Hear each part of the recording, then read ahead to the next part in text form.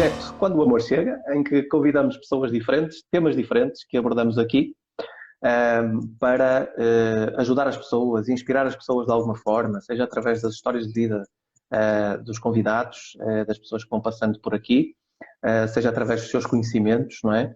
Que vão partilhando aqui. O João já está aqui de volta, vamos lá ver se consegue agora estar aqui em melhores condições. Vamos lá ver. 3, 2, 1 e o João vai entrar. Ok. João, então, está bom ou não está bom? Está melhor? Está. Ok, ótimo. Pronto. Isso é que é preciso. Pronto, João, estava eu aqui a dizer que para quem não te conhece, não é? Mas mesmo para quem te conhece, há sempre, tens sempre a tua forma de te apresentares e poderes dar a conhecer quem é que tu és, não é? E é essa palavra que eu te passo, ou essa batata quente que eu te passo, que é uma questão difícil, não é? Perguntar quem é que nós somos, não é? É as pessoas conhecerem-te um bocadinho melhor, João. Força. E obrigado por estares aqui. Olá, obrigado, Tiago.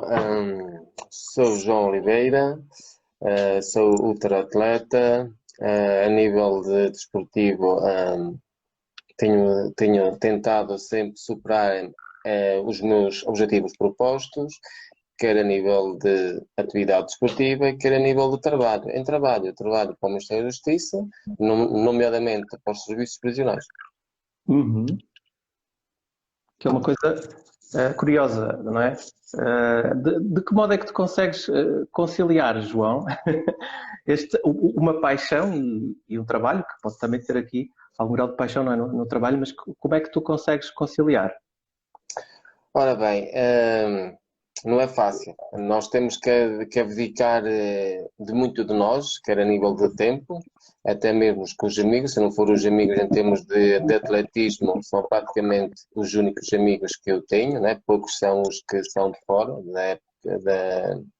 do grupo de atletismo, e a gente tenta passar o máximo tempo com eles.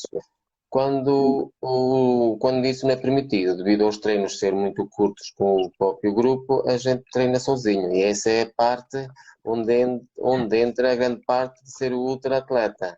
Que para ser ultra-atleta tem que se mentalizar, muitas vezes tem que andar sozinho em provas. E os treinos são exatamente iguais, quer ao fim do trabalho e que muitas vezes quer antes do trabalho. Uhum. João, isto é uma coisa curiosa, estavas a dizer do facto de terem que estar sozinhos. Há muitas pessoas que dizem assim, para eu poder praticar algumas modalidades, e por exemplo, se eu quero treinar para uma maratona, ou quer que seja, ou faço acompanhado, ou se fizer sozinho, vou ouvir música, etc. Que opções é que tu fazes a este nível? É importante para ti, quando treinas sozinho, criares um ambiente muito semelhante àquilo que será uma prova que se calhar não podes estar a ouvir música, não é? Ou a música acaba por te acompanhar nos treinos? A minha música é o meu próprio pensamento. Nunca levo música comigo, nunca levei. Por Sim. acaso, nunca levei, eu gosto de ouvir bem e tanto que às vezes correr muitas vezes sem óculos de sol não é bom, mas pelo menos não o sol, os óculos de sol não nos inibe do tempo do calor, que às vezes certos instrumentos que a gente leva é tipo uma máscara. E quando a gente vê em prova, vou beber, hoje por acaso até nem está muito sol, está mais fresco, os dias abdicam de muita bebida ou de muita comida, e às vezes é o nosso caos em termos de uma prova poder ser no final um sucesso, é um fracasso. Então a música, quando eu comecei a entrar nas ultras, vi um regulamento que foi da Spartathlon, onde uma cláusula dizia proibido o telemóvel, proibido ouvir música aos espectadores. Então, eu, naquela altura, isso já foi em 2007, eu treinei, foi quando comecei praticamente nas ultras, assim, praticamente em campeonatos, a sério. Mentalizei-me, tinha que correr sem qualquer distração. Então a distração é os nossos próprios pensamentos, é o trabalho, é conversas, é anedotas, e às vezes, sem dar conta, fazemos as coisas bem, passadeiras, vemos as pessoas, vemos que são pessoas, não vemos quem às vezes só dou conta que alguém me fala porque alguém me chama o meu nome. estou a olhar para ela, mas não estou a vê-la. Por acaso é curioso o que dizes, João, porque houve uma coisa que eu nunca te contei, mas houve um dia que eu estava a passear na Foz, e tu passaste por mim a correr. E ali mesmo muito direitinho, muito concentrado, e eu percebi que realmente, quer dizer, o João, da forma como está, ele não vai ver ninguém, ele está completamente concentrado ali na corrida, ali uma cadência certinha, não é? É, Incrível. é, exatamente. Nós mantemos a cadência, o nosso corpo às vezes a gente só dá conta ou pelo batimento cardíaco, quando a gente temos o batimento cardíaco mais acelerado, a gente olha alto, já tenho que baixar um bocadinho o ritmo.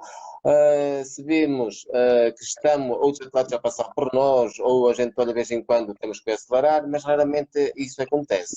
Então, quando vamos a correr, o nosso pensamento bloqueia automaticamente. Bloqueia, então, bem, é pensamentos, é conversas, é piadas, e às vezes eu dou-me conta a despertar em termos do pensamento, porque estou-me a rir e às vezes eu estou-me a rir do quê? Eu nem sei. O pensamento bloqueia-te, a gente faz o treino, às vezes 1 hora, 2 horas, e quando estamos sozinhos, e no final do treino, assim, afinal, o que é que eu rimo do quê naquele momento? Eu não sei. Rimo. Mas é muitas vezes que eu, quando tenho alguns problemas, quer a nível particular ou a nível profissional, ou tentar resolver um problema que surgiu, na corrida que eu resolvo. E às vezes, olha, não estou a conseguir, mas amanhã eu já tenho uma solução. É quando vou correr. Parece que Uhum. as ideias flutuam. Pegaste aqui num ponto, João, que era uma questão final que eu tinha para ti, mas se calhar aproveito agora para trazê-la. Tu disseste agora que aproveitas no fundo a corrida para libertar, digamos, alguns dos teus problemas, não é? E a minha questão é qual é que é a função da corrida na tua vida, não é? E como é que ela surgiu também, não é? Será interessante as pessoas conhecerem um bocadinho esse percurso. Ora bem, como é que ela surgiu a corrida na minha vida? Isto começou praticamente no meu secundário. Era obrigatório a prática desportiva e eu gostava de desporto, mas de futebol nunca foi Não era o o meu. privilégio. Se fosse jogar lá com o futebol, era 100% que acertava nas canelas do que na bola. Se fosse para a baliza, desviava da bola. Então, já ninguém me queria jogar, então eu punha-me a correr à volta do campo. Fazia umas barras, umas luminais e passava ali 1 hora, 1 hora e meia, 2 horas a fazer isto. Quando vinha as avaliações, nós nunca somos avaliados pelo futebol, mas sim pelas áreas de atletismo, abdominais, barras e outros tipos de basquetebol, outros pontos que me atraíam. Eu tive sempre nota 20. E quem praticava o futebol, praticamente, quando a pessoa deixava de jogar futebol, as notas não eram assim tão altas. Ou seja, o forte era comigo. Depois, quando entrei para as Forças Armadas, fui ali para Lamego, fiz o teste Cooper e teve um. Eu estava habituado a correr. Estava habituado a correr porquê? Porque eu estava cercamente 3, 4 quilómetros de distância da escola, então eu ia a correr e vinha a correr. E tentava fazer o mínimo possível. Quando chegava à escola, ia diretamente ao pavilhão para tomar um. Já tinha conversado lá com o senhor que guardava o pavilhão, que nós chamávamos de cantina, não é? Que era empregado, que era um funcionário. E ele deixava-me tomar banho, porque eu já levava a roupa, e depois trocava e ia para as aulas. E depois, quando saía, exatamente o contrário. E tentava fazer o mínimo. E quando cheguei às Forças Armadas, eram 12 minutos a correr, eu já estava habituado a correr mais que 12 minutos a alta velocidade e tinha um bom teste. E eles cativaram-me logo para a equipa de atletismo. E foi aí que tive um planeamento mais específico do que era correr. Fui inserido nas competições, comecei a ganhar algumas provas aqui na freguesia e depois conheci um indivíduo que fazia as meias maratonas. Ingenuamente tinham depois, se me perguntares mais tarde, como é que corri a minha primeira maratona, é uma autêntica piada.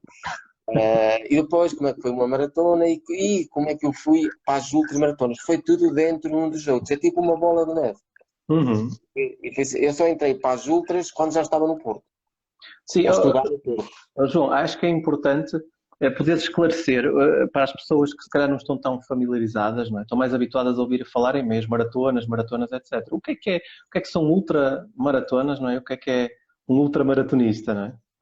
Ora bem, como a mim me foi ensinado, é exatamente o contrário do que é ensinado aqui em Portugal, o que é ser um ultra, ultimamente. Antigamente não se falava na ATRP, não se falava nessas associações, mas sim, tanto é que em Portugal havia só 3 provas que eram consideradas umas ultras. Houve ali uma da Alzira Lário, que fez a Viana do Castelo, havia uma. Depois havia ali já na Serra da Malcata, na Transestrela, que já não existem, provas que já estão extintas, mas tiveram bastantes edições, bastante, a falar mais de 10, 15 edições. E foi quando iniciei a minha carreira, já essas provas existiam. Nas ultras, quando conheci um ultra, foi o Fernando Santos, que estava no Porto, que eu conheci numa das provas da maratona em Lisboa. Ele disse que eu tinha aptidão para ser um ultramaratonista. E eu perguntei-lhe o que era um ultramaratonista. Ele disse-me assim: um ultramaratonista é aquele que faz provas igual ou superior a 100 km. Essa foi a marca que ele me disse. Eu só tinha feito naquela altura 2 maratonas. Eu só não me deitei a rir ao chão por vergonha. Eu dei a responder-lhe: não existe ninguém que faça 100 km a correr. Existe. Olha, então, olha, dá-me outros dados que eu escrevo de pluma. Eu, num ato de brincadeira, dei-lhe os dados. Isso foi para a altura de outubro, para aí, novembro. Foi na altura antes da Maratona do Porto. Estamos a treinar para a Maratona do Porto. Nessa altura ele deu os dados. O certo é que na época do Natal recebi um postal da Legião Espanhola, que são eles que fazem os 101 km de ronda, a dizer-me Feliz Natal e que tenha um bom treino, que nos encontrávamos em maio na prova. E lá dizia 101 km. E eu fiquei, afinal é verdade, ou é uma piada. Então falei mais tarde com o Fernando: não, já estás inscrito, foste, pelos teus tempos foste selecionado, eles aceitaram, e onde tivemos os dois. E foi a minha primeira ultramaratona, foi de 101 km. E a partir daí, pronto, a gente tomou o gosto. Mas isto aqui respondendo à tua pergunta, hoje o conceito de ser ultramaratonista é tudo que faça acima dos 42. Isso é o conceito que está designado pela ATRP. Porque lá fora os campeonatos não são de 70 nem de 80. Para ultramaratonistas são de 100 km. Nós o campeonato de Santander é 100 km, nós o campeonato onde for é tudo 100 km. Ou 12 horas, a fazer 12 horas uma média se dá um indivíduo, os 10 primeiros indivíduos, isto é, campeonatos a sérios fazem todos acima de 100 km, em 12 horas e 24 horas, e são campeonatos. Mas o conceito da TRP, a nível com a ITRA, tudo que é em cima dos 42 é ultra e acima do igual ou superior a 100 é ultra endurance. Puseram essa distinção. Então lá fora é considerado 100 km campeonato de 100 km e em Portugal e já é nível de trail, está falando de trail. É ultra endurance, o que eu faço é ultra endurance. Porque se formos a campeonatos de pista e de estrada, é acima igual ou superior a 100 km. Eu acho que eu recordo a primeira vez que nós cruzamos, não é? Nós estivemos no mesmo, na mesma faculdade, né? Na faculdade de Psicologia, há essa ligação, não é? Também és psicólogo. E eu recordo quando tu me disseste que fazias provas de 100 tal quilómetros, isso que nunca não fazia a mínima ideia que alguém fazia provas assim tão grandes, mas fiquei de facto surpreendido. A partir de quando tu também ficaste, né, quando te falaram nisso, não é? E quando não sabias, e depois fizeste, e depois de teres feito, o que é que isso mudou em ti? Ou seja, de repente, uma ultra prova, não é? 100 km. Ora bem, quando a gente consegui o meu primeiro objetivo, consegui fazer os 101 km em 12 horas e pouco, perdi cerca de 7 kg, não estava preparado para. Terminei contente. A Vera está aqui a perguntar que tempo fizeste nessa primeira ultramaratona. Essas 12 horas estás a dizer, não é? Foram de cerca de 12 horas e pouco. A prova era de 24 horas e eu fiz em 12 horas e qualquer coisa.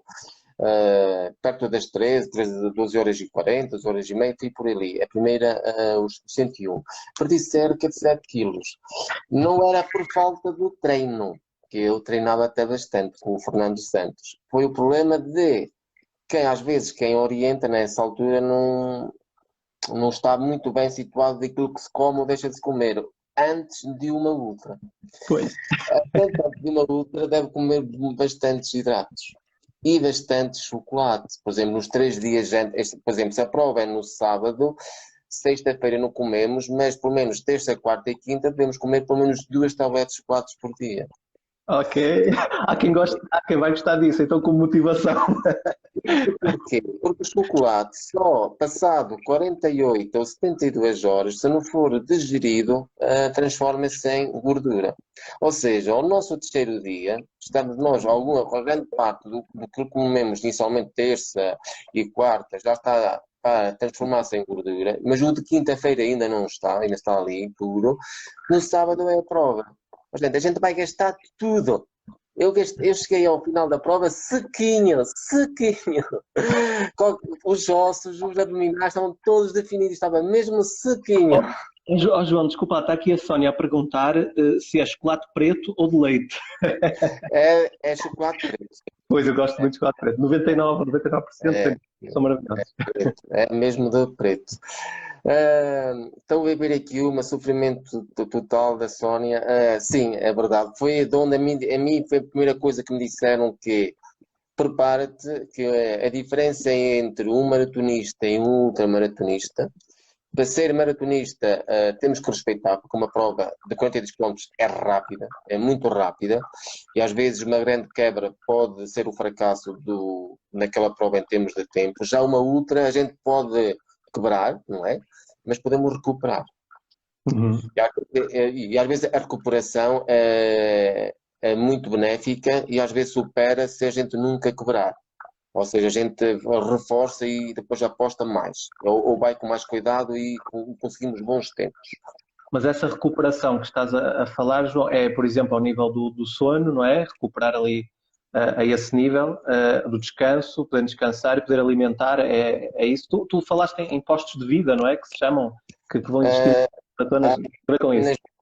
São os postos de abastecimento normais, normalmente são líquidos, coisas feitas de sólidas, e os pontos e quando há pontos de vida, estão a falar de provas de 400, 900 quilómetros e tens isto chamado bases de vida. As bases de vida, por exemplo, na Transperineia, com 900 quilómetros, tínhamos 4 bases de vida, dava uma média de 200 quilómetros por cada base de vida. Mas intermédios temos para uns 3 ou 4 pontos de abastecimento.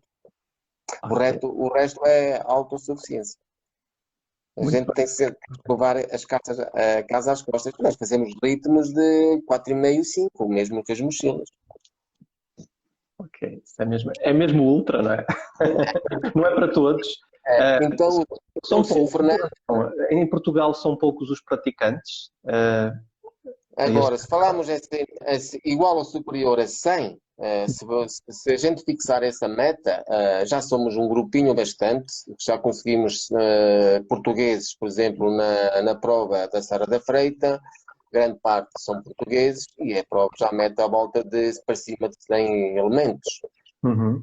Ou seja, é considerado já um bom grupo de ultras em Portugal, neste momento. Isto porquê? O que veio dar o impulso ao crescimento dos ultras também foi a ATRP no trail, no âmbito do trail. Ou seja, aqui o pessoal chega aos 42, normalmente a prova tem 50, ou tem 60, ou tem 70, ou tem 75, e depois atrevem-se a fazer mais 35. E isto é uma bola de neve, um pouco mais. E o crescimento, ainda bem, a pena ainda não termos um campeonato de ultras em Portugal. Não temos um campeonato de ultras. Temos um campeonato, na ATRP fazem-se 2 provas, mas 2 provas é muito pouco para se definir um campeonato. Uhum. Às vezes fazem o campeonato a um circuito e depois fazem numa prova um campeonato. Eu, como atleta, respeito as regras, mas temos que ter a opinião própria, não é? E a minha opinião própria não é igual aos demais, à sua maioria, mas de grande grupo já tem esse pensar. Para nós selecionarmos um campeonato, tem que ser um X de prova, tipo um circuito. aquele atleta que obteve mais pontos ou mais vitórias ou próximo do pódio, não é?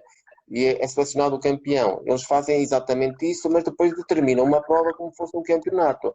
É como nós, a prova é como um dia. Hoje estamos bem, amanhã às vezes o campeão imagina que a prova, o circuito é composto por 4 ou 5 provas, não é? Ele até as 4 correu bem, chegou ao campeonato, estava todo gasto, com os nossos feitos, e o rendimento não foi tão bom, ou nesse dia não estava bom, e perdeu, e deixou-se ser campeão nessa prova. É Pois, justo. é injusto, claro. Não está a terminar, não é o contínuo, não é? Exatamente, o momento do campeão é dedicado a um contínuo de X provas. Ora, se formos fazer um campeonato europeu, um campeonato do mundo, estamos bem, é uma prova a nível europeu ou no nível mundial, e a gente tem que treinar para essa prova, unicamente para essa prova. Agora, no campeão nacional, onde tem um circuito, aí já eu penso ao contrário. Estava aqui um comentário, João, a dizerem que por esta altura tu estarias no pódio da UTSM. Era, ultrateiro só uma merda, é verdade, sou totalista dessa prova, eu gosto muito dessa prova, é uma das provas que dá para correr, é uma prova que dá para correr, ultimamente até dá para escalar, até andar de gatas, a subir a montanhas de gatas, dá para escalar de vez em quando de rabo, porque também desce bastante, e às vezes custa mais descer do que subir. Esta prova ultimamente está a ser muito bem apreciada pelos atletas, porque ali dá para todos os lados. Alguns gostam de subir só o monte, outros gostam só de correr. Então essa prova tem as duas fases, tanto corres como sobes. E é que o evento seria agora sim, agora meados de maio, dia 17, se me engano, é no próximo era neste fim de semana. Era neste fim de semana aqui era. João, para quem nos está a ouvir e que fica entusiasmado ou entusiasmada para poder caminhar um pouco nesse sentido e eventualmente chegar a outra atleta, o que é que tu aconselhavas como essencial para poderem almejar esse patamar? Ora bem, primeiro, temos de ver qual é o nível em que eles se encontram. Indivíduos que se encontram, por exemplo, ainda na caminhada, mas querem fazer corrida. Vamos começar por aí. Primeiro tem-se mentalizar que quer ser ultra. Isso é logo. E as regras são básicas. Tem duas coisas. Tem dois pontos. Primeiro, ter mentalizado que muitas vezes vai andar sozinho. Em prova. Vai andar. A grande parte falamos de uma prova, por exemplo, de 300 km. A probabilidade de andar sozinho nessa prova é dos 300, 250. Sozinho, isolado. As únicas pessoas que se vê, isto quem vai na linha da frente. Ora, quem vai em dois, ora, quem vai em parelhas ou em grupos, nem sempre o grupo se mantém ao longo do tempo. Ou tu queres andar mais com força, porque o grupo está a atrasar, ou tu estás a mais dar lento, o grupo quer avançar. Ou seja, tem que ficar mentalizado que vai andar a correr sozinho. Isto não é um sentido de medo, mas tem que se mentalizar. O objetivo ali é terminar. E outra regra, tem que mentalizar-se que vai doer. Vai doer. Dói na cabeça, dói nos braços, dói nos pés, até a própria respiração, dói. Dói porque o corpo já atingiu o limite. A partir daí é aquela diferença entre o ultramaratonista e maratonista. Porque o maratonista, estamos a falar ali um máximo de 3 horas, 2 horas e 50, ou mesmo para os mais lentos, até 4, 5 horas são os mais lentos. Mas uma ultra não. Estamos a falar em 12, 24 horas para chegar ao fim. É muita corrida. João, nós temos aqui duas questões, João. Temos aqui duas questões para ti. Temos uma que estão a perguntar, faz a gestão, escolhe uma delas e vai respondendo. Como é que se treina para ganhar a Spartathlon, não é? Foi em 2013. E como é que se treina para ganhar essa prova? E depois está aqui outra questão a perguntar se não me engano, ela fugiu, mas se não me engano, se vais baixar as 36 horas do PT de 281, acho que é isso? É o meu objetivo. O Penta na PT 281 é questão, se vais baixar o teu recorde para menos de 36 horas. O meu objetivo, que já desde o início, quando fiz a PT, tenho baixado, sempre que só falhei uma vez, foi na época em um ano, foi muito em cima de quando morreu a minha mãe e eu não estava mentalizado para esse facto, então não quis fazer a prova. O resto, senão, seria totalista da prova. E todas as vezes que eu participei, sempre baixei tempos, às vezes horas, ao recorde da prova. Mas ainda não superei a PT. Porque sempre, se ganhar a prova não quer dizer superação do atleta. A superação do atleta, como prometi ao organizador, que é o Paulo, é fazer em 36 horas.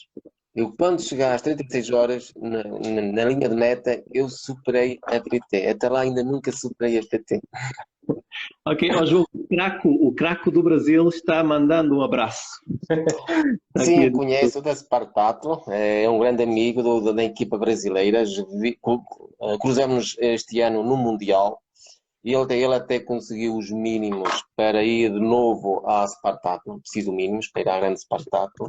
E respondendo também, obrigado, craque, grande amigo, faz parte, andamos, quando a gente se cruza, praticamente, os portugueses brasileiros praticamente não se distanciam, praticamente, mesmo não conhecendo, entregam-se logo no grupo, ou nós neles, dependendo do grupo, qual seja mais menor, entrega-se no outro, é como a gente já se conhecesse. Foi assim, é tudo ali amizades verdadeiras, sim, não é aquelas amizades falsas. A gente, quando precisa deles, eles estiveram sempre lá. E por isso, nada, obrigado, craque, e todo mais da equipa. Agora, para ganhar a Spartathlon é de estrada. É uma ultra de 246 quilómetros, é uma prova terrível. Terrível não é pela prova em si, pela distância de 246 quilómetros. Por quem faz 100, 200 é mais uma prova. Uhum. É terrível, porque é que é terrível? Primeiro, é os mínimos para conseguir lá entrar. Numa 24 horas, agora não estou bem de cabeça, para não me errar, mas estamos a falar acima dos 230 quilómetros em 24 horas, para entrar na Spartathlon. Se não me engano, atualmente. São 140 e pouco quilómetros em 12 horas. Isso em pista. Porque se forem provas normais, tipo provas de estrada, estamos a falar em 9 horas e meia, aos 100 quilómetros. Ou seja, já não é qualquer um que faz 9 horas e meia aos 100 quilómetros. Eles queriam baixar esse ritmo até essa bitola, não sei se ainda já está baixado, porque depois eles subiram para 10 horas, mas para reduzir aos atletas que querem inserir na Spartathlon, eles queriam voltar para as 9 horas. Por isso não é qualquer um. Mas voltando lá à prova, para quem conseguir entrar na prova, a prova é terrível, porquê? Porque a prova tem muitos checkpoints. Eles têm 75 checkpoints. É muito checkpoint. Ou seja, não faz falta carro de apoio, não faz falta pessoal de equipa a gastar dinheiro para nos apoiar. Não, basta somente o atleta correr. Correr, porquê? E depois, além desses checkpoints, temos um checkpoint que fica a 1,5 km um do outro. A gente está num ponto, de quilómetro está lá outro. É o mais próximo. Isto fica já na montanha. Estamos a falar já nos 200 e tais quilómetros, já temos esse checkpoint muito próximo do outro. O resto anda sempre 2,5, 3, 3,5 e temos 3 pontos, são os mais longos, são 3 quilómetros e 800. São os pontos mais longos entre checkpoints. Depois, temos, qual é a dificuldade? É que à meia maratona tens de fazer X tempo. Aos 42 tens de fazer X tempo. Aos 81, que é a primeira base grande de vida, chamamos base de vida, aos 81, aos 200, ano e meio, chama-se ano e meio, ora bem, estamos a falar aos 123 pontos também uma base de vida. Temos também uma base de vida aos 148, se não me engano. Ou seja, nessas bases de vida, ou tu chegas antes do tempo, ou és eliminado. Não podes, ou seja, E às vezes há pessoal que tem 220 e tal quilómetros e é eliminado. Porquê que é eliminado? Porque já leva 2 minutos, 5 minutos de atraso. A gente até pode recuperar, mas para a organização, se tu tens 5 minutos, nunca chegarás a tempo ao ponto, por mais que faças 3 quilómetros, o outro ponto já está fechado. Uhum. E o pessoal dos checkpoints não são, são voluntários que se juntam à Spartato, às vezes são apoios locais. Por exemplo, imagina que a prova começava em Chaves e terminava, melhor, são 300 no Porto. Os voluntários que estão em Bidago, em Vila Pouca, em Vila Real, em Anamarante, são voluntários locais. Uhum. Eles sabem que abrem X e fecham X e não estão à espera dos atletas. Ou seja, e depois já muitos estão lá para o pessoal da organização. Uhum. Então, são eles que são chamados os fiscais. Eles sabem que os atletas não vão chegar ao ponto de abastecimento e são eliminados. E o máximo são 400 atletas, é agora permitidos, na altura era 350.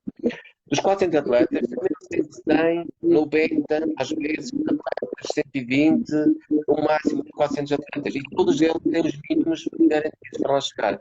Por isso é que é uma prova bonita, linda, muito linda, mas é muito cabra em termos de atleta.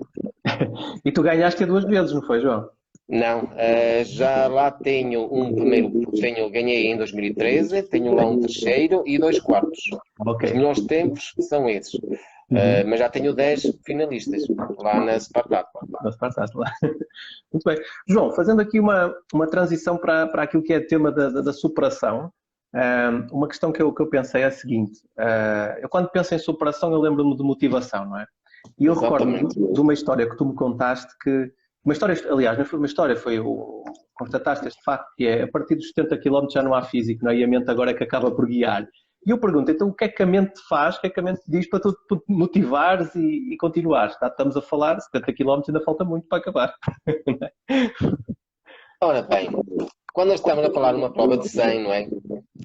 Temos grandes aspirantes a ultras, ou seja, eles já têm 7, 8, 10, 50 km, 60 km e chegam a uma de querem fazer uma de 100. E já vi muitos atletas, que até com 100 km, chegarem aos 70, eu quero desistir. Já vi atletas com 80 km, faltam de 20 e quero desistir. E desistem. Porque então quem faz 50, quem faz 40, faz muito bem mais 20 ou 30. Faz muito bem. É só reduzir a velocidade e mentalizar-se que tem que fazer mais 30. E faz-os. O problema é que quando chegamos aos 70, o corpo já deu o que tinha a dar. A partir daí é a cabeça. E a cabeça tem que superar a dor. Aí é que começa a ser um sentimento de ultramaratonista. Temos que aguentar a pancada. A pancada que vem é dor nos pés, é as bolhas. Às vezes as bolhas transformam-se em sangue. É a respiração. Tudo incomoda. É as assaduras.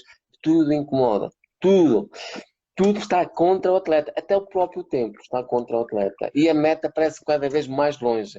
É que às vezes só faltam 30 km. Esses 30 km podem ser mais fastigantes que os primeiros 70. Uhum. Essa que é a dificuldade que às vezes, a partir daí quem trabalha é a cabeça. Se a gente mentalizarmos que uma ultra é as regras básicas, estou aqui e sei que vou sofrer, mas o meu objetivo é terminar. O outro ingrediente que às vezes as pessoas desconhecem é dar tudo numa só prova. Esse é o fundamental. Nem todos estão, quando falam nem todos, estão a falar que 80% faz. Não dão. E poucos são que dão. Às vezes perguntam como é que tu consegues aguentar-te e terminares uma prova de tanta envergadura. Para mim aquela prova é única. Posso não fazer mais, mas esta aqui não vai derrotar. Então eu dou tudo que eu tenho. Porquê? Para uma ultra, no mínimo, são 3 meses a treinar. É de manhã, é à tarde, não há saídas, poucas são os convívios com os amigos à noite, ou quase nenhuns. Entrar por aí, ou seja, também conhecer um bocadinho as rotinas e a exigência, não é? Treinar 2 vezes por dia e mais. exatamente. E depois não há, depois eu falo assim, eu saio do trabalho. Só para Uhum. verem uma estimativa, saio do trabalho às 5h30, 5h30, 5h40, mas pelo menos 5 é um horário de saída às 5h30. Raramente saio às 5h30, sempre 5h40, por aí. Chego a casa por volta das 6, 6h05.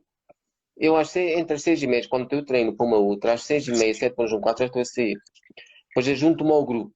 E o grupo provavelmente faz 10, 15 quilómetros. Mas eu quero fazer 30 nesse dia. Ando sempre sozinho ali a restante. E isso constantemente ao longo de, no mínimo, 3 meses. E quando, às vezes são 10 da noite, 10 para fazer alongamentos, não fazer, às vezes até faço mais de 30. São 10, 10 e meia, a gente chega, toma banho, vai comer, quando é conta, já são 11, aí para a cama. E depois de manhã voltamos outra vez à corrida. Depois de tomar banho, vamos para o trabalho e no final continua outra vez a rotina. Sempre assim. Isso ao longo de 3, 4 meses, que depende do treino que a gente faça. E na prova, estamos a meio da prova, aos 70, a gente tem que pensar que abdicamos de 4 meses da nossa vida para um capricho nosso dizer eu já não consigo. Não, agora há que aguentar. É o dinheiro que a gente gasta, é os amigos que estamos a apoiar, é uma desilusão total. Porque há muitos, esta lá, pá, há mais provas. Não há mais provas. A gente perdeu 3 meses e meio, dinheiro, esforço da nossa vida. Por um capricho nosso dizer assim, eu não consigo. Não, nós temos que conseguir. E quando a gente se mentaliza que vamos conseguir, a gente consegue. Pode demorar um pouco mais tempo, mas conseguimos. Essa é que é a diferença. Que muitos não estão ou não querem ser massacrados em termos de. O que dói mais é a mim, foi 2 vezes. Foi na Spartaco, já me aconteceu. Na Spartaco em 2012. E por raiva fui ganhar em 2013. E outra foi em Milão. Na Spartathlon eu estava a ter muitas câmeras. Eu treinei muito, muito para a Spartathlon em 2012. Fazia treinos de 60, 50 quilómetros. Eu vinha de Vila Real para Chaves. São 63 quilómetros. Fiz muitas vezes esse treino. A correr de Vila Real para Chaves. E às vezes com mochila.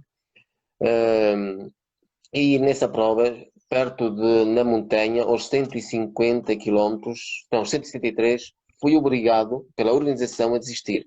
Eu chorei.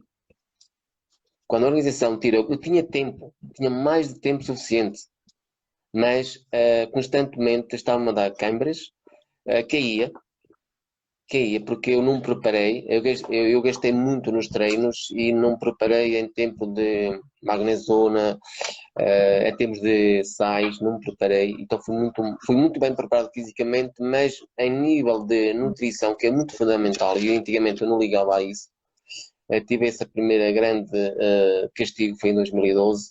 O meu corpo estava muito bem, estava na linha da frente com que já morreu, faleceu, um japonês, é o Yoshiko, se não me engano, que faleceu. Íamos os dois e ele, apesar de ser japonês, não percebia nada daquilo que dizia, mas ele parou 3 vezes para me assistir. Íamos isolados na linha da frente. Depois ele tinha carro de apoio. O carro de apoio mandou a seguir o atleta.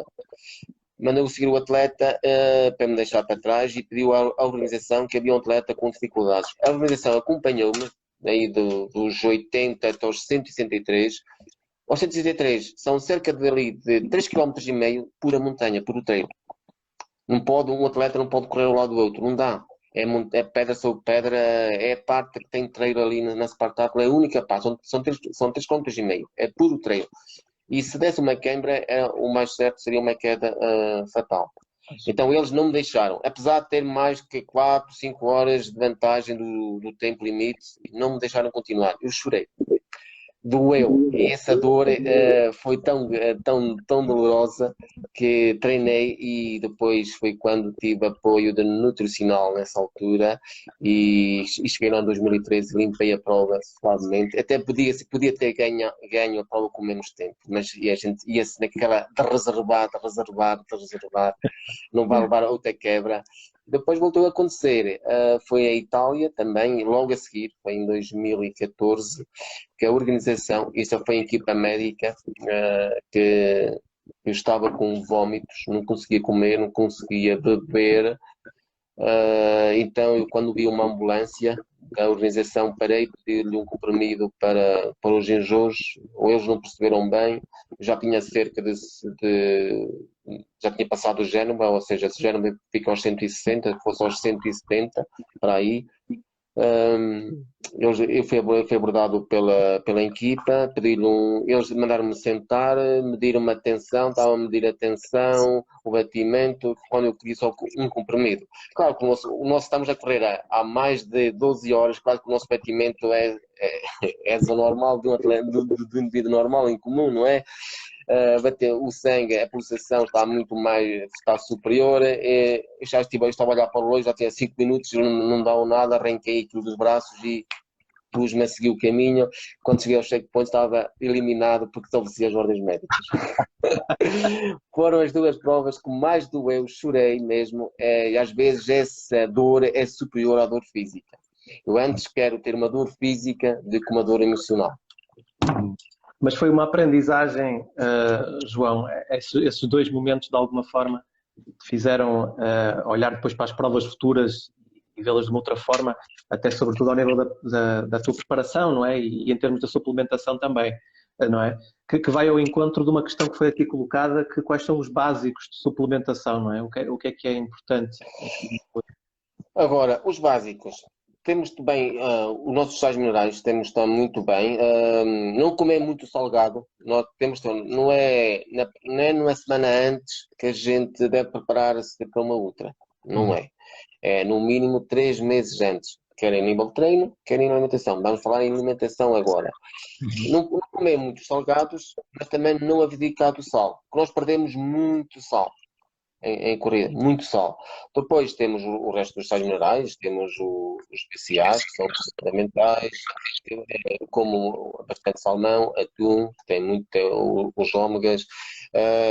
Também tomo, chama-se magnesiona, faço um ciclo de magnesiona sempre. Eu faço sempre 2 ciclos por ano e eu guardo sempre um ciclo, os maiores ciclos para as grandes provas.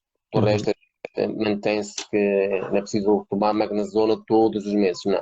É fazer 2 ciclos por ano. Aquilo tem 20 ampolas, ou seja, dá para um mês suficiente. Ou seja, até 6 meses faço esse ciclo. E depois temos outros produtos assim que eu consumo, não é? Tudo vendido assim na prova, ou seja, as barrinhas energéticas, a bebida energética, tudo é uma reposição de sais. E essa é a alimentação básica de um ultra. Depois, nunca dizer assim, eu se comer muitos hidratos vou comer. Vou engordar. É verdade, vai engordar. Vai engordar se não treinar. Exato. Porque se treinar, os hidratos que come são poucos. Exato. E depois, quando a gente treina para uma ultra, não estamos a dizer, para dizer, hoje são 10 km. Não são 10 km, no mínimo são 20. No mínimo são 20 km. Se a gente mantém o mesmo regime alimentar do dia, nós só estamos a alimentar os treinos. E quando chegar a prova, nós não estamos preparados, já temos de alimentar-nos para a prova, porque o corpo não guardou a alimentação suficiente. E não é como meio bem 2 dias antes, que isso não resulta. E isso em questão ao fim de 3 horas, já foi. João, eu acho que era importante e giro tu partilhares aqui 2 histórias, porque tem muito a ver com superação estas 2 histórias, não é? E como quando as coisas parecem perdidas, de repente tudo pode mudar e podemos na mesma atingir os objetivos aos quais nos propomos. Uma delas tem a ver com aquela prova dos 900 km, não é? Em que tu te perdeste, e a outra em que, por não teres indicações, não é? Aquela tal história dos camelos, acabaste e não tinhas GPS, acabaste também a perder. Essas 2 histórias podem ser interessantes também para perceber aqui o nível de superação, não é? E que mesmo quando acontecem estas adversidades, como é que se consegue dar a volta a isto, não é? Ora bem, nós quando nos pomos numa prova, nós temos, a grande parte, dar um valor, e esse é o valor que é os amigos. Os amigos não estão connosco ao nosso lado, mas estão-nos a acompanhar. Eu sei que muitos não saem em frente ao computador. Podem não estar sempre com os olhos pegados, mas estão constantemente a ir ao site ver de onde é que a gente anda. E estão sempre a dizer assim, o João queremos que ele esteja naquele nível. Às vezes eles põem uma bitola superior à minha. É verdade, superior à minha. Eu, a minha bitola, a minha bitola, a bitola é sempre aquela de dizer assim, eu quero estar naquela prova e quero chegar ao fim, em menos tempo possível. Posso não ganhar, mas eu não posso dizer que eu não dei tudo. E isso é um fracasso meu. Por exemplo, em 2013, apesar de ter ganho, eu tive um fracasso, podia dar mais e não dei. Voltando ao assunto, os amigos acompanham-nos muito às provas. Temos o pessoal a dizer assim: olha, vais fazer a Transplaneia, pronto. Mais 2 dias, ou mais um dia, mais 2 noites de insónia. Pois acompanham, é verdade, acompanham-nos. Então, quando nós estamos a correr, a gente pensa nos amigos. Às vezes temos que abdicar no o corpo é malandro. Acredita, Tiago, o corpo é malandro. Quando se sente cansado, só quer descansar. Quando chega a um checkpoint, quer se sentar, comer bem e até vou dormir. Nessas longas provas, normalmente o ritmo não é de 4,5. Se estamos a falar em Oman, não é? No deserto, estamos a falar de ritmos de 5,5, 6. Às vezes o ritmo de 5,5 e 6 é comparável com um indivíduo que vai a 4, que estamos a correr na areia do deserto. Em dunas, o deserto nem sempre é dunas. Mas quem faz Oman é um deserto diferente, é mesmo areia, não há caminhos. Por exemplo, se vamos à Maratona de Sábios, tem uma parte que é de dunas, mas grande parte é terreno duro. Não existe vegetação, mas é duro. Em Oman, não. Em Oman, os pés enterram-se. Então, nós às vezes queríamos fazer mais quilómetros para não subir a uma duna, contornávamos a crista de uma duna para a outra. Fazíamos tipo um círculo. Se fôssemos direto, fazíamos menos. Mas o fazer menos, a gente ainda estava a meio da duna e de repente, tudo cá para baixo. Era muito doloroso. Depois, qual foi essa parte dos camelos? Eu ia na liderança da prova com alguma vantagem, aí perto dos 200 quilómetros já tinha passado a segunda base de vida, dos 200 quilómetros, e de repente, é assim já para o meio, já estava para aí 7, 10 da noite, mais ou menos, porque já se via o sol muito, muito baixo. E nós vimos as bandeiras estavam sempre no topo das dunas. Uma duna para a outra, estamos a falar de 700 metros, 1 quilómetro, entre uma duna para a outra. A gente vê as bandeiras só seguir essa direção. E à noite até tinham, eram bandeiras que se luziam muito bem, bastava a gente botar para lá o fogo, que aquilo luzia ao longe. Então, e de repente, deixaram de aparecer. Deixaram de aparecer. E agora? Depois eu continuei e vi uma bandeira no chão, meia apagada. E agora? Para onde é que é? É para a esquerda ou para a direita? É para a frente? A gente não tem indicação. Eu digo, bem, se está aqui uma bandeira, deve ser para a frente. E andei a correr cerca de 2 quilómetros, sensivelmente. Digo eu que andei a correr 2 quilómetros. E não vi nenhuma bandeira nenhuma. Então voltei para trás, até as últimas pegadas que eu tinha deixado. Então optei pela esquerda. E da esquerda também não vi nenhuma bandeira. Eu digo, caralho, tinha sei logo para a direita. Eu fui para a direita, também não corri nenhuma, não vi nenhuma bandeira. Fiz ali cerca de 16 km. Então voltei ao ponto zero, não tinha encontrado a última bandeira, e assentei-me. Olhei para o chão, bem, as únicas pegadas que eu tenho aqui são as minhas. Então ainda ninguém chegou. Então sentei-me, comecei a beber mais calmamente, a comer mais calmamente, e estava à espera que chegasse um italiano, que era o que vinha em segundo lugar, que tinha deixado perto dos 70, 80 quilómetros antes da primeira base de vida, tinha deixado para trás, deve ser ele. Não, apareceu um John Steen, que era um sueco, Uhum. e perguntei se tinha GPS. Ele disse que sim, então ligam que não há bandeiras. Estás a ver? Olha, já corriste tudo e não há bandeiras. E quando ele chegou, já era noite. Já estava noite, eu sabia que tinha que passar por ali. Alguém tinha que passar por ali. E ele liga ao GPS e diz assim, turma, 4,5 km checkpoint. Caraças. E foram lá. Chegamos ao checkpoint, e comemos qualquer coisa, avisamos a organização que não havia bandeiras, só quando estávamos perto do checkpoint é que começaram a ver as bandeiras. Uhum. No último quilómetro, antes do checkpoint, começou a ver a bandeira para termos o checkpoint. Avisamos e eles foi assim, é os camelos. Rimos-nos, que eram os camelos. Saímos do checkpoint, as bandeiras, eu fui logo para a frente, não deixei o sueco logo para trás, que eu não perco muito os checkpoints, e desapareceram as bandeiras. Eu volto a esperar pelo sueco. Volto a esperar pelo sueco e depois fui sempre com ele. Não vai desaparecer as bandeiras no meio do terreno e fui sempre com ele. Depois nós combinamos, perto de 30 quilómetros antes, combinamos juntos competir com os atletas de trás, mas terminámos juntos. Uhum. Independentemente do atleta que se atrasasse, terminávamos juntos, exceto se aproximasse um atleta, aí é que a gente ia um por si. E não apareceu mais nenhum atleta e terminamos juntos. A única coisa que ficou depois, viemos a saber, é que os camelos roem as placas. Tudo que reluz, tudo que mexe, rói tudo. Às vezes, roer, arrastavam as placas, vinha o vento, desaparecia, porque o vento lavra os desertos, fica muito bonito lavrado o vento. Desapareciam as placas e ficámos a saber quando nós vimos os camelos, boa coisa não era. Eram muito bonitos ao longe, mas de perto saíam a dar chatices. Agora, qual foi a minha parte? O pessoal que teve esse problema das placas, não fomos os únicos, e quando chegaram ao ponto de abastecimento, começaram a discutir com a organização e desistiram. Quando desistiram, grande parte desistiram. Não foi o único lugar as placas, porque os camelos já não há salta, como andam os porcos no plantejo, e os bois já não há salta no deserto. Eles têm donos, mas já não há salta. Uhum. Ficamos a saber.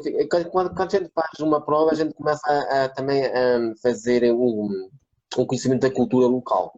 É estranho para nós, não é? Como é que os camelos andam mais de 30 km sozinhos e têm aqueles donos.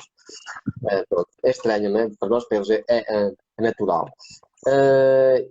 A minha opção foi sentar-me e esperar pelo outro atleta, se tinha GPS. Nunca abandonar uma prova. Nunca foi essa a intenção, abandonar. E quando as pessoas têm essa mentalidade, por mais que custe a prova, porque estamos lá o deserto anda por uns 35, 42 graus de temperatura, a gente tem que gerir bastante água. Levamos 3 litros de água. Às vezes, entre um ponto e o outro, são cerca de 30 quilómetros entre um ponto de abastecimento e o outro, às vezes até mais. Com um calor desse, nós temos que gerir muito bem a água. Às vezes nós temos a vontade de deitar água na cara um bocadinho e não podemos ter esse privilégio. Não temos, porque a água temos que gerir-la aos bocadinhos. E depois, quando chega a essa altura, o pessoal já está reliado, perdeu horas, chega ali a um ponto de abastecimento e desiste. E a gente temos que superar esse fracasso dos problemas, que são paredes, pedras. Nós temos que passar por cima disso tudo. E é aí que distingue o que é o verdadeiro sentimento de luta também. É superar superar as dificuldades. Agora, voltando à Transperineia. Foi uma história bastante, dificilmente até agora, nos próximos anos, de ter uma prova daquela envergadura, não é? Apesar de estar inscrito na Mega Race de 1001 km, não é comparável com os 900 km da Transperineia. Porquê? Estamos a falar nos Pirineus, que é a cordilheira mais alta da Europa, em termos ali na França e Espanha. Estamos a falar que ela inicia na Fortaleza de Pertos, ou seja, no mar Mediterrâneo. A gente sobe todos os Pirineus, anda por cima dos Pirineus, sobe. A nossa rota é a GR10. A GR10 foi criada no tempo da Primeira Guerra Mundial, sobreviveu à Segunda e fez muito uso na Segunda Guerra Mundial. São aquelas rotas que descem às aldeias e sobem aos topos das montanhas. Uhum. Nós perdíamos um dia inteiro para subir uma montanha e uma descer. Às vezes era assim, era trajetos desses. Há outros trajetos que eram mais rolantes, assim, mais para o final, para os últimos 400 km, ali para onde apanhamos a zona do País Basco, já quase perto da meta, 400 km, quer dizer, já tínhamos feito 600, né? 600 não, já tínhamos feito 500 km, e parece que não, mas os primeiros 500 são muito duros, é muita montanha. Então, eu tenho uma coisa, não sei se é natural minha, se é ser teimosia minha. Eu só durmo nas provas quando estou mesmo cansado. Eu já nessa prova era o meu terceiro dia, sem dormir, desde que começou, sem dormir. E eu estava planeado dormir ao meu quarto dia, à minha quarta noite, iria dormir e descansar a minha quarta noite. Foi quando apareceu o fracasso, foi quando apareceu o incidente. Eu estava para ir para a base de vida e disseram-me que tinha que andar a cerca de 35, máximo 40 quilómetros, estava na minha base de vida. E, ora sim, seria a minha quarta noite e vou descansar, pelo menos umas 3 horitas. Porque há atletas que descansam logo na primeira noite, mas eu não consigo. Primeiro, o corpo já dói. A gente deitado dói, como nos lados dói. A gente não dorme, a gente quer é dormir. Então, doer por doer, dói a correr e não dói na cama. Na cama é mais um saco de cama, a gente tinha que transportar o saco de cama. Então eu quando dormir era mesmo cair para o lado e dormir, independentemente da dor. Então eu sei que até 3 dias eu consigo correr sem dormir. Há 4 dias era o meu máximo. Nunca tentei superar a 4 dias. Devia ter-se agora nesta, mas eu não tentei. Mas eu ia-me guardar e quando ia correr, para ir dormir à minha quarta noite, eu não tinha GPS, tinha apenas um mapa e o mapa não tem tudo. O mapa, por exemplo, imagina para o pessoal está a acompanhar, por exemplo, a prova começa em Chaves e vai para o Algarve. E o mapa só aparece Chaves, Vila Real, Amarante, Porto. Mas entre Chaves e Vila Real existem muitas aldeias, muitos cruzamentos. E no mapa não aparece nada disso. Pois. E está a seguir a GR10. Havia placas. A GR10 é uma marca vermelha, branca, de gestão de riscos, chamada Grande Rota, que se cruza com muitas outras rotas iguais, mas tem nome diferente. Mas às vezes as placas não têm nomes.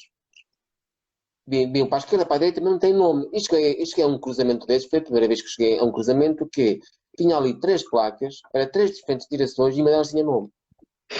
Então eu escolhi a errada. Eu estive a fazer a estimativa bem lá à volta da 1 da manhã, meia-noite, estou na base de vida, durmo 3, 4 horas, para me levantar à volta das 4 da manhã ou mais tardar às 5 da manhã, já comi e arranco já bem desperto. Correu mal. Eu desviei-me, lembro que escolhi a rota da esquerda, por acaso a certa era da direita e nem era para seguir em frente, nem para a esquerda, era ir para a direita, a rota certa. Escolhi a da esquerda e nós não podíamos sair mais ou menos da linha da fronteira de Espanha. Também que estávamos ali da linha da GR10 de França. A GR10 anda acima, tanto está em França como em Espanha, mas anda ali a uma diferença de 1 quilómetro. Está ali, mais ou menos, é uma linha reta, por cima das colinas, anda por ali. E eu fui ter Andorra Velha. Um milhareiro de Andorra Velha. Eu nunca poderia ir a uma aldeia espanhola. A prova nunca passaria numa aldeia espanhola. Passaria sempre nas aldeias francesas. E eu andei toda a noite, era para aí 5 da manhã e nunca mais chegava ao raio do Ponta de Cimento. 5, 6 da manhã, ainda estava a romper o dia. Fui bater à porta de uma albergaria, que ainda estava fechada. Vi lá um homenzito, veio-me atender, disse que estava fechado. Eu disse que precisava de ajuda. Ele lá viu que era português, não sei, a minha santa ironia já não pensava muito, ele falou-me em espanhol. Eu fiquei admirado, ele falava em espanhol. No mínimo tinha que falar em francês. E ele disse que já não tinha bateria no telemóvel, precisava de encontrar a base de vida que eu não encontrava e se podia ligar para a organização. Então ele a falar cerca de 3, 4 minutos, nem isso. Se liga, ele disse-me que o meu chefe, que era o organizador da prova, disse para seguir a estrada principal, cerca de 33 km, iria encontrar uma cidade chamada Marinos. Lá iria perguntar onde é que era a rota GR10, que é lá perto da base de vida. Depois, quando cheguei à base de vida, a organização disse que andei 33 km perdido.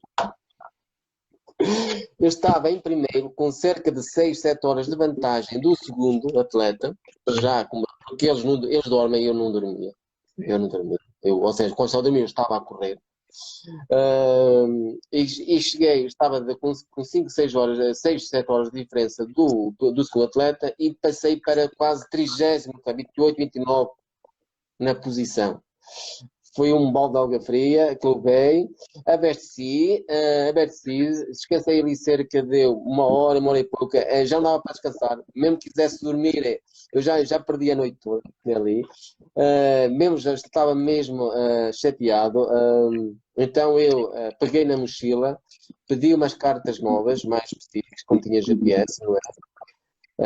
E meti-me ao caminho e comecei a apanhar atletas e ainda consegui terminar a prova em nono lugar. Já no País Basco, já estamos aí na zona do País Basco, entre França e País Basco, eram mais montanhas mais tipo as nossas, altas, mas eram mais com mais vegetação, mais arredondadas, dava para correr bastante. Então apanhei um italiano, o Giuseppe. Eu era maluco. A correr eu arrisco muito. Se eu considerava maluco, o italiano era o dobro de mim. Se eu dizia as caixas, dizia rasca. Eu tinha GPS. O italiano andou muito tempo sozinho. Muito tempo sozinho. Eu olhei para o meu GPS, que eu punha sempre a carregar o relógio. Punha sempre a carregar o relógio. Só tinha a marcar eu não tinha GPS, era o GPS do relógio. Eu olhei para ali e disse assim, olha, faltam-nos cerca de 20 quilómetros. E ele olhou para o GPS, que ele tinha grande, que era e ele, não sei o que é que ele viu lá, ele começou a correr rápido, rápido, como fosse uma série de 1000 quilómetros, uma milha. Ele disse, andai, andai, andai, andai, andai, andai. Eu disse, não, ainda falta mais de 20 quilómetros. Ele, não, andai. E nós vimos a andaia. Nós estávamos no topo das montanhas e a andaia era lá no fundo. Era tão alto que nós vimos a cidade crescinha lá ao fundo. Ele começou a correr com uma meta fosse ali, não era? Depois ele perdeu-se, eu fui atrás dele, depois a rota, saímos da rota. Foi a primeira vez que eu disse, pedi-lhe o GPS. Eu já andei com ele já andámos cerca de 80 quilómetros, os dois.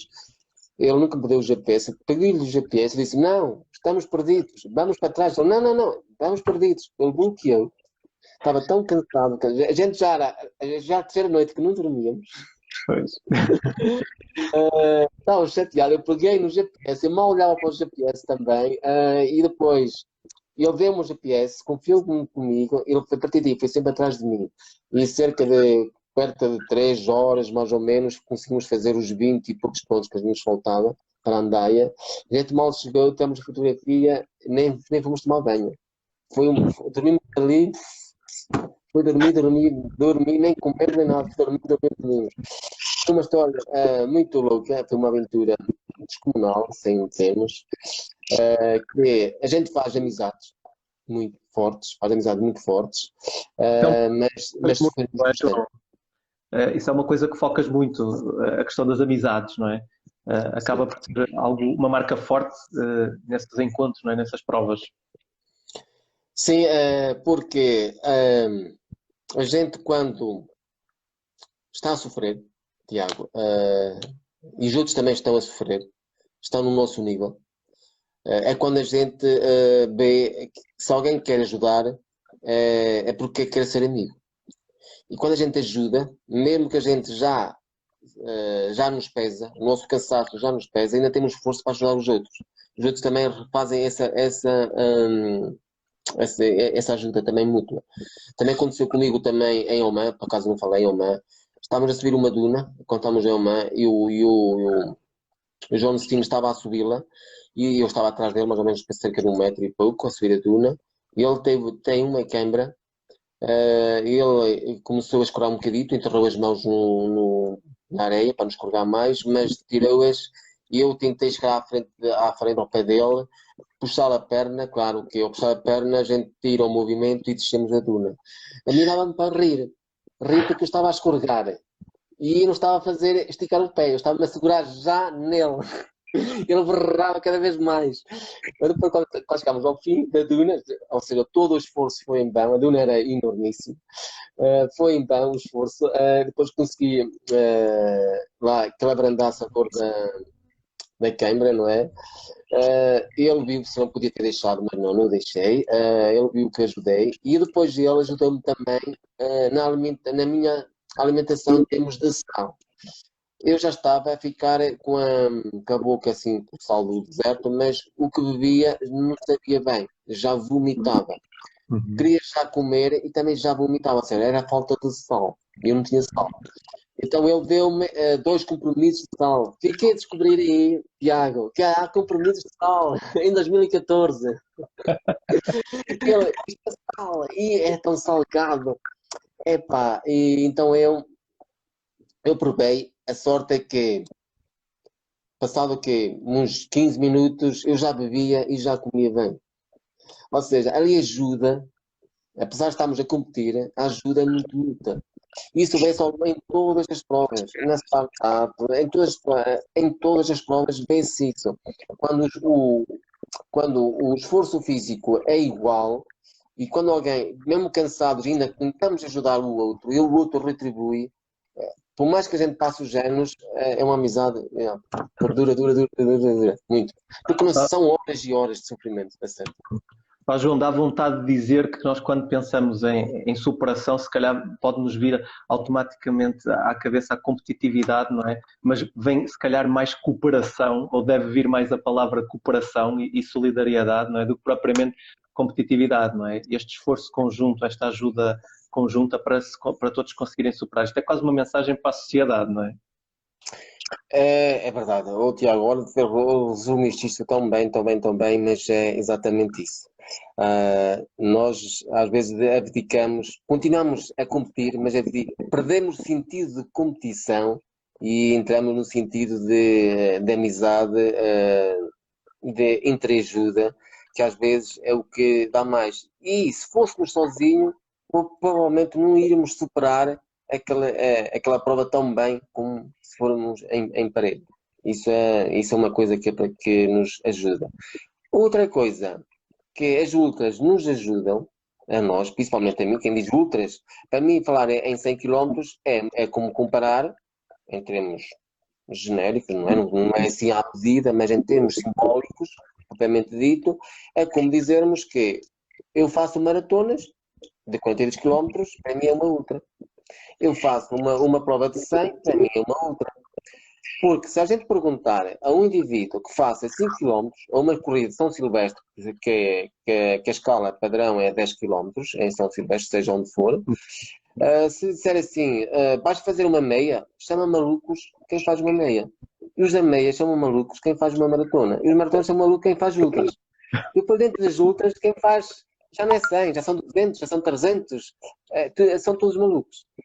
Para definir, a maluqueira é quem faz 5, quem faz 100 ou superior a 100. A única diferença é que a distância é que é superior, com o objetivo exatamente igual. Então, é nas provas que muitas das vezes nós conseguimos alcançar a nível profissional. Sabes, Tiago? Eu, muitas vezes, todos os planos de vida que eu tracei ou desenvolvi, quer a nível profissional, quer a nível desportivo, foi tudo sempre a correr. E foi no âmbito da corrida que eu consegui resolver grandes problemas, quer particular, quer familiar, problemas que no dia a dia que me acontece com os reclusos, que eles pedem ajuda, ou problemas, como é que é de resolver aquele problema daquele recluso de uma forma dentro da lei, não é? Que às vezes pedem, que às vezes nós temos que pedir ou saber ou perguntar a outras cadeias, outros técnicos, como é que eles fizeram. E às vezes, João, faz da melhor maneira, faz disto. E às vezes é na corrida que as ideias saem. E eu lembro-me, quando fiz o EPT, a última vez que fiz EPT, foi o ano passado, que eu estava a tentar resolver um problema de uma cadeia. Não era meu problema, era de um colega meu que me pôs e assim, como é que é de resolver aquele problema daquele colega? E foi na PT que conseguia a solução do problema dele. E quando cheguei, terminei a prova, depois fui tomar banho, depois eu falei com ele, olha, já tinha solução do teu problema, consegui resolvê-lo enquanto corria. Foi verdade, sério, foi verdade. E às vezes nós conseguimos a separação, é exatamente, não é só o contexto de fazer os X quilómetros e superar, não, a separação, digamos que é uma autoexpressão de um objetivo conseguido naquele momento ou numa época. Quando a gente consegue a nível profissional, às vezes demora anos a conseguir. E os anos é a coisa que faz a superação, faz a distinção entre aqueles que acreditam que aquilo que querem, daqueles que desistem, afinal não era isto que eu queria porque custa alcançar. Em termos profissionais, exatamente. Por exemplo, e tirar uma licenciatura de 5 anos, são 5 anos a estudar. Nem todos estão de cabeça para estudar durante 5 anos. Numa prova, exatamente igual. Ninguém tem aptidão para correr 300 quilómetros. Estás a ver? E às vezes, a nossa prova é assim, se eu consigo fazer uma ultra de 100 quilómetros, não me digam que eu não consigo fazer na vida profissional alcançar este objetivo, que apenas é uma questão de tempo. Tenho é que me desbruçar mais tempo. E às vezes a separação em termos profissionais, que é uma coisa que eu relaciono com o desporto, é a aptidão que a gente tem para lidar com a atividade que a gente quer. E às vezes é a vontade de querer. Isso é o que eu acho de superação, é a vontade de querer muito, trabalhar para isso e a gente conseguir. Eu chamo mais de superação uma autoexpressão de um objetivo que a gente pretendeu alcançar. É, é, um, é um compromisso, João. É um compromisso que assumimos, não é? É exatamente. Resumido, é exatamente isso, Tiago. Uhum.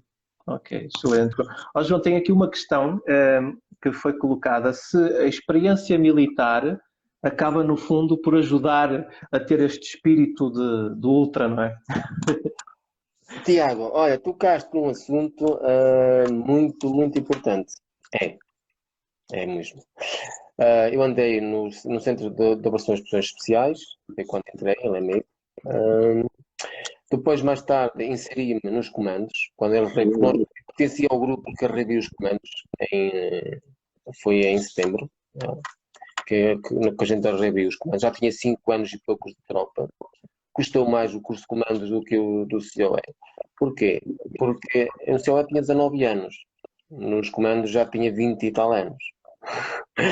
E depois temos aquelas manias, aqueles tiques, já estamos prontos e custa mais. Ali temos que mentalizar que temos que começar do zero. Somos zero, mas o corpo já não é igual, não tem que essa aptidão. Então, tanto um como no outro, ali todos nós somos capazes de sofrer, somos capazes de superar o esforço físico, mas nem todos são capazes de superar o esforço, não é físico, o psicológico. Eles trabalham muito psicológico. Quando a gente estava exausto, o que eles trabalham mais é o psicológico. E eu desisto, não consegues, tu não vales nada, olha para os outros, tens uma desilusão. E quando a gente quer, e a pessoa que é fraco, vai na onda e desiste. Porque eles estão a prepararem, são soldados. Nós chamamos soldados, mas temos que olhar para a realidade. A equipa é feita de 5 elementos, ou uma parelha de 2, e a realidade é esta. Os dois estão treinados para ser para máquinas de guerra. Máquina de guerra porquê? Para ir para o teatro de operações. Tu tens que confiar no teu colega, ou nos teus colegas, que são 4 elementos, ou 1, né? Depende se está numa parelha ou numa esquadra, que é de 5 elementos. Tu tens que confiar nele. Tu confias nele porquê? Porque ele é bom fisicamente, ou minimamente é bom fisicamente, mas sabes que ele é muito bom psicologicamente. Evidentemente, as coisas corram mal, ele está ali para te ajudar. Como tu estás a ajudar, porque ele, a sobrevivência dele depende de ti. Como a tua depende dele. Porque Sim, nós não estamos num campo de batalha para sobreviver. Nós estamos ali para defender a vida do nosso companheiro e cumprir o objetivo, porque ele faz o mesmo connosco. E então ali, mais 60%, não digo, provavelmente seria 70% da instrução militar nessas unidades especiais é psicológica. Eles levam-te ao limite. E aqueles que conseguem superar ou terminar esse curso, Tiago, dali, metas ou cometas à frente daqueles indivíduos, vão até ao fim. Por isso, a resposta é sim, é muito fundamental e contribuiu muito, mas muito, porque às vezes a dor, eu não falei assim, mas se quiseres, eu posso falar só um pequeno trecho, já também que já vamos com. Sim, Quando, temos terminado, sim, sim. quando fiz a Transpirine, choveu muito. Aquilo chove, chove, chove. Depois só levava 3 vezes de equipamento. Eu só num dia mudava 2 vezes o equipamento. Ele nem secava. A gente às vezes queria trocar equipamento, o que estava lá molhado estava pior que o que estava no corpo. As meias eram, esquece, todas ensopadas, era de lama, era de água, ou seja, tu se andares mais de 3 horas com os pés molhados, a pele fica aqui, tipo bebê.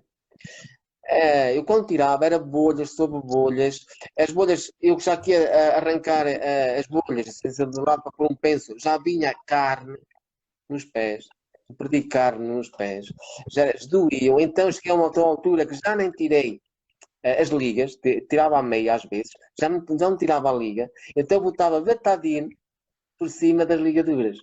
A carne estava assim, só para desinfetar, só para não apodrecer, para conseguir estar na prova, acredita? Para estar na prova. Aquilo era uma dor, é verdade, mas é uma dor que nos fazia estar acordados. Porque eu, quando ia tentar dormir, não dormia, porque a dor era insuportável. Então, enquanto eu corria, sabes, a dor era menos. Não sentia tanta dor. Então, parado, então, quando ficámos a um ponto de abastecimento, eu perdia tão pouco tempo, até pedi ao José, que ia comigo, rapaz, nós temos que ir, já estou a sentir dores demais, nós vamos. E ele e nós íamos, só pegávamos em comida e íamos, comíamos pelo caminho. Estar parado doía. Então, e em termos de. E eu às vezes nunca percebia isso, não é? Então, quando eu mostrei o pé, ele confiou em mim, a partir daí foi 5 estrelas, colaborou muito comigo. Ele também estava melhor, também, mas ele também era militar, uma força especial italiana, que ele me disse. E então, a nós, a separação psicológica nas Forças Armadas, que a dor é uma coisa, pá, insignificante.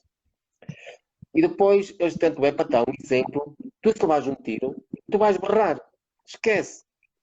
Por mais que berres, a dor não vai desaparecer. Vais denunciar a tua presença. E que a tua presença vais liquidar o teu colega que está ao lado. Por isso, por isso uma coisa que aprendi é, dói, boca fechada e aguenta. Depois a dor é uma coisa que está lá. É uma dor. É uma dor. Depois a dor é aguda, mas tu ignoras tanto essa dor, ignora isso, quem diz essas dores, diz as dores das bolhas, as dores musculares, ignoras, chegas a um tempo já esqueces. E de vez em quando, filha da mãe ainda está ali a acompanhar-me, mas já esqueces, porque se parares é uma dor infernal, então esqueces. Ora, a resposta, sim, é verdade, contribuiu e muito para a minha preparação. João, nós podíamos estar aqui à vontade a falar 2 ou 3 horas, não é? Já estás habituado assim a longas distâncias, por isso tens histórias interessantíssimas para poder partilhar connosco e de facto aqui um excelente exemplo, que melhor exemplo do que este, não é? Do que todas estas tuas histórias e a tua forma de ser e de estar na vida para falarmos sobre superação. Deixo-te estes minutos finais para tu poderes, se calhar, quiseres partilhar os teus próximos desafios e também onde é que as pessoas te podem encontrar, podem acompanhar todo o teu trajeto, todo o teu trabalho, etc. Está bem, ora bem. Tiago, estou agora a trabalhar em Chaves desde dezembro de 2013. Sou um pouco de tudo. A minha profissão, em termos profissionais, sou técnico superior. Faço muito, faço acompanhamento do recluso normal, a ligação com os tribunais, os relatórios, coisas profissionais da minha área. Também faço instrução de processos, é a parte que eu gosto muito, mas não é muito apetecível para o reclusos, não é? É a parte negra deles, mas tem que se fazer. Em termos desportivos, quem quiser se juntar ao grupo Chaves Renitino, não é? É um grupo desportivo que, apesar de terem já muita história, atualmente, em termos de praticantes, já superamos os 30 atletas. Em termos de associados, passamos os 90, nem todos correm, não é? O grupo é como um país, nem todos trabalham na mesma profissão, nem todos preferem desportivo, nem todos correm, né? Os caminheiros também são atletas e os amigos dos caminheiros também fazem parte do grupo. Então, somos todos. É um grupo aberto. As suas origens foi criadas para dizer que, para quem se queira juntar, quem vem de novo junta-se ao grupo. Quem quer pertencer ao grupo passa a pertencer, quem não quer não pertence, mas corre connosco e no dia da prova cada um vai correr pelo seu clube ou individual. Somos um clube aberto, somos um clube, não, se não és do nosso clube não podes vir para aqui, não. Olha ali, corre para atletas de todos os clubes individuais, corre todo mundo ali, junto. Sempre bem recebido e não há qualquer discriminação. É onde me podem encontrar, aqui em Chaves. Ali junto. Chaves Running Team, não é? Chaves Running Team, muito bem. As nossas cores são azuis e brancas, devido à nossa cor da bandeira, e temos um dragão devido, antes do futebol, não confundam com o futebol, muitas vezes confundem com o futebol, os dragões do Porto, não é? Por ser azuis e brancos na mesma, é dedicado à cavalaria que foi criada em 1702, criada aqui em Chaves, que protegeu muito a nossa fronteira. Já existia os dragões de Chaves nessa altura. Ora bem... E depois há a tua página, não é, João? A tua página também, a tua página, não é? João Oliveira. João Oliveira, Ultraverso, ou João Oliveira do Facebook, ou podem-me acompanhar sempre nas postagens da Prozis, que eles acompanham-me sempre, são um dos atletas deles, patrocinado. Novos objetivos agora, este ano, ainda tenho esperança de fazer a PT, a ver se consigo fazer o meu recorde, a minha superação da PT, se eu consigo fazer. E depois tenho um grande objetivo que já foi adiado para 2021, a Mega Race, que são 1001 km, na Alemanha, Áustria, República Checa e termina na Alemanha. A distância não me assusta, mas é o que pode aparecer pelo caminho, mas aí está a nossa capacidade de superar, não é? É um projeto muito ambicioso. Quero fazer uma nova marca no Alute. E é por isso que eu trabalho, novas marcas, porque quando novas marcas são novos recordes. Este ano não estava na altura do Alute, tinha feito uma semana atrás 26 km, passada uma semana eu já estava a fazer umas 300 km. Claro que não estava à altura dos atletas que treinaram só unicamente para aquela prova, não é? Porque a gente tem que ter um tempo de recuperação. Eu não deixei recuperar, e mesmo assim consegui um bom terceiro lugar. Bateu-se um novo recorde, o tempo foi muito bom, e agora já que se bateu um novo recorde, já não é o meu, então temos que treinar para bater esse recorde. São esses objetivos, são esses os próximos, baixar estes dois recordes PT e o Alutze e vencer pelo menos, ou ficar nos 3 primeiros da Mega Race. Esses são os meus objetivos. João, que mensagem final queres deixar para as pessoas que nos estiveram a ouvir? Ora, vejo mensagens.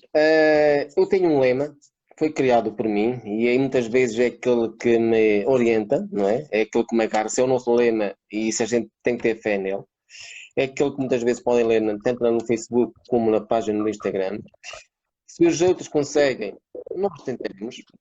Não somos menos do que eles.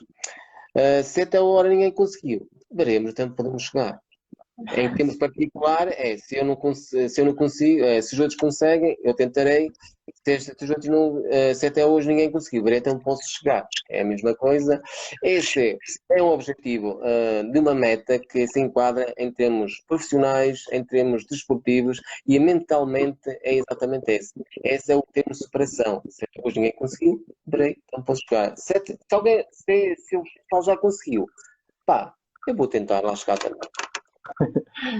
João, eu lanço-te o desafio para incluires na tua vida de poderes dar mais palestras pelo país fora, porque eu acho importantíssimo o teu exemplo, não é? Tudo aquilo que tu transmites com a tua experiência para muitas pessoas se inspirarem, muitas pessoas se motivarem e conseguirem superar os desafios que vão sendo colocados no seu dia-a-dia. Portanto, aceito este desafio assim com carinho e com seriedade para poderes avançar, porque não tenho a mínima dúvida que vai ser absolutamente inspirador, como foi este momento, e agradeço-te imenso do fundo do coração pela tua disponibilidade para poder estar aqui a partilhar tudo isto que partilhaste connosco, João. Está bem, obrigado Tiago, obrigado a todos que nos acompanharam e futuramente que vão ver depois também a entrevista, obrigado a todos. porque é entre o apoio deles e o nosso para com eles que as coisas têm sentido e têm uma evolução nas nossas vidas. Sim. Está aqui a Vera a dizer, sem dúvida, inspiradora, também foi participando aqui, foram os comentários.